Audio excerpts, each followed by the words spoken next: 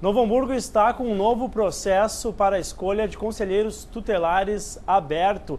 E para conversar conosco sobre este assunto, nós temos aqui ao vivo no estúdio a presença do membro da Comissão Eleitoral, Hélio Feltes Filho. Boa noite, tudo bem?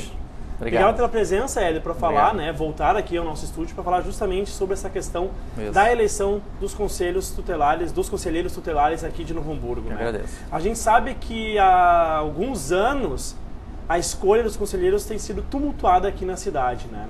Os conselheiros que foram eleitos em 2005 permanecem até hoje no cargo devido aos dois últimos processos, um deles em 2008 tem sido anulado por uma questão de fraude eleitoral e o do ano passado por divergências, né, na questão, na forma de como eles seriam escolhidos, né?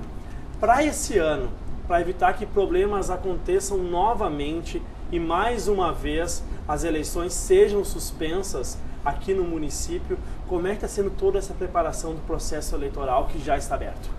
Voltando à última anulação, a última suspensão, que foi em relação ao processo que nós iniciamos no ano passado, que eu até estive aqui conversando contigo, né? Aquele processo eleitoral foi instalado com base em umas alterações da lei municipal, certo? Que criou a corregedoria dos conselhos, né? Que elevou a escolaridade do nível fundamental para o nível superior e também previu a eleição indireta, através de um colegiado, né? Então, com base naquela lei, que é de 2010, que trouxe essas alterações, nós iniciamos o processo.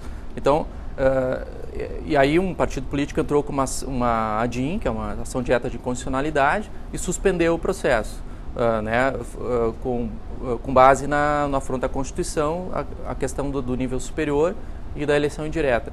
E aí demorou todo o ano de 2011 até que... Para fazer todas essas mudanças, né? Não, eles deram uma liminar, suspenderam, então nós tivemos que suspender.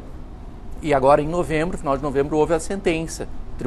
O pleno do tribunal se reuniu e julgou, então, de forma definitiva. Claro que cabe recurso, mas em sede do tribunal foi julgado. E entenderam que as eleições, o que dispõe a lei eleitoral, a lei do município com relação ao nível superior é válido, ela não afronta a Constituição, então liberou. Não é possível ter somente o nível médio, é preciso ter nível superior ou estar cursando.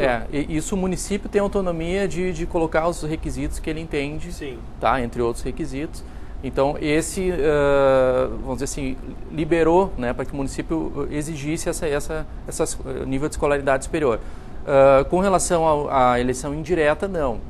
Entendeu lá o tribunal de que era inconstitucional. Que precisa ser através do voto popular. Popular, exato. Então, claro que isso aí cabe recurso, mas o fato é que nós temos uma decisão. Se eventualmente houver recurso, não tem efeito suspensivo, então essa decisão, o município precisa cumprir a lei, até pelo princípio da legalidade, ele está obrigado a instalar o novo processo eleitoral, até porque os conselheiros atuais estão numa situação precária, né? Eles não estão devidamente, já passou o mandato, né? Então a gente pode dizer que os pré-requisitos para uma pessoa que queira concorrer, ser conselheiro tutelar aqui no Novo Hamburgo, além de ter curso superior ou estar cursando, precisa também cumprir a questão de ter um conhecimento desta área mais de educação, ligado a crianças e adolescentes, né? Sim, os requisitos são 21 anos, né? Idoneidade moral, que tu vai comprovar por certidões do fórum, antecedentes policiais, alvará de folha corrida. Quitação, tu tem que trazer o teu título eleitor e provar a tua situação regular perante a Justiça Eleitoral, né? E aí eu coloco a identidade, mas eu destacaria os 3 requisitos, que são a prova de pelo menos 1 ano na experiência, no trabalho, na experiência em relação ao atendimento e defesa dos direitos da criança e do adolescente. Então isso ele vai precisar provar através de um contrato de trabalho, um termo de serviço voluntário, enfim, um cargo público ou de uma entidade que tenha atendido diretamente as crianças e o adolescente, tá? 1 ano pelo menos. E também nível superior em qualquer área de conhecimento humano, né? Ou então nessa eleição não vai se exigir tu ter completado o curso, mas pelo menos 30% de créditos cumpridos, né? A lei municipal ela previu esse escalonamento, 30% num primeiro momento, né?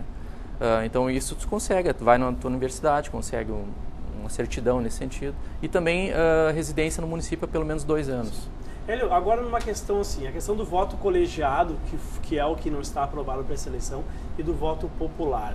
A gente sabe que com o voto popular, como não é obrigatório que a população compareça às urnas, podem ocorrer, digamos, aquela fraude eleitoral das pessoas colocarem um ônibus perto da sua moradia para levar os conhecidos para essa votação. Como é que é feito para que haja, coibir ações como essa no dia da eleição? Eu te digo assim que até hoje a gente sempre teve esse problema, e todos os municípios do país inteiro têm esse problema, né, que é essa contaminação das eleições por esses interesses políticos, pelos favorecimentos e tal. O que está se buscando estruturar, né, desta vez, para pelo menos, se não evitar por completo, mas minimizar isso, é buscar a estrutura do Poder Executivo e da Brigada Militar, da Guarda Municipal, né? E o Poder Executivo vai dispor de todos os funcionários para que possam se fiscalizar no dia, né? O próprio Conselho da Criança, o CMDSA, ele institui no dia uma junta eleitoral, que é um outro organismo com pessoas que também vão fazer as fiscalizações em loco de eventuais denúncias, né? Então, estamos nos precavendo de forma diferente dessa vez. E a título de informação para a comunidade, né? Um conselheiro tutelar, ele precisa trabalhar quantas horas por semana e qual é a sua remuneração média aqui no município? Aqui no Novo Hamburgo, 40 horas, né? É dedicação exclusiva, né? Ele tem os direitos sociais todos, 13º, férias. Ele é ligado à prefeitura. Ele é um órgão autônomo pelo Estatuto da Criança. Mas que recebe recursos da prefeitura. Sim, a prefeitura paga, né? Mas o Conselho Tutelar ele é independente. Ele não tem assim, não se subordina ao prefeito ou a um secretário municipal, né?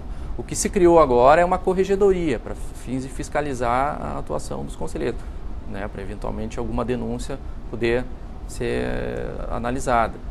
O salário, eu não sei te precisar, mas é 3 mil, um pouco mais de 3 mil bruto, dentro, né? Dessa faixa. 3 mil e poucos, assim. A gente vê agora o governo federal, através do Conselho Nacional dos Direitos da Criança e Adolescente, do próprio Ministério dos Direitos Humanos, está pretendendo criar uma padronização dos conselhos tutelares no Brasil, até para evitar situações como essas que aconteceram em Novo Hamburgo, né? A fraude em 2008, a própria suspensão da eleição em 2011, né? O que é que está sendo proposto, então, para que melhore essa parte desse processo eleitoral e traga mais credibilidade aos conselhos tutelares, né? Porque ações como essas que acontecem em Novo Hamburgo, como a suspensão dessas 2 eleições por motivos diferentes, acaba trazendo um certo descrédito da população frente aos conselheiros, frente ao trabalho que é realizado e que é tão importante, né, para as crianças e adolescentes aqui do município.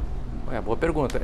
A verdade é essa, que cada município acaba fazendo a sua eleição do seu jeito, em um período determinado, então acaba desfocando.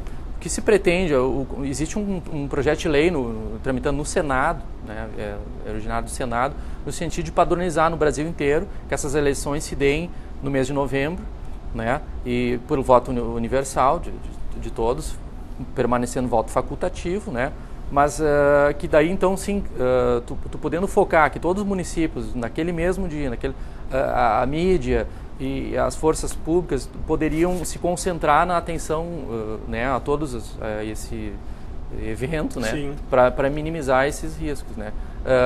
Isso é um projeto de lei que já passou por algumas comissões, Constituição e Justiça, me parece que já também, e está em vias de ser votado, né, talvez para esse ano ainda. Mas é claro que isso aí não impede que os municípios que hoje estão no meio do seu processo continuam fazendo. E agora, para a gente finalizar, dia 20 de maio está prevista as eleições, né? O processo eleitoral se dá como agora? Qual é o prazo que os conselheiros têm para apresentarem todas essas documentações, o prazo final para se inscrever, então, para ser conselheiro tutelar?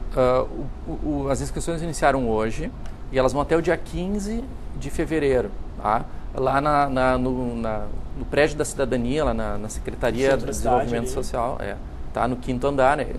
O endereço é Rua Joaquim Nabuco, número 20, 5º andar, tá? É das 14 às 16 horas, sendo que na quinta-feira é no turno da manhã, das 8 às 12. Então as pessoas podem ir lá e se informar eventualmente, tá? Até o dia 15, então.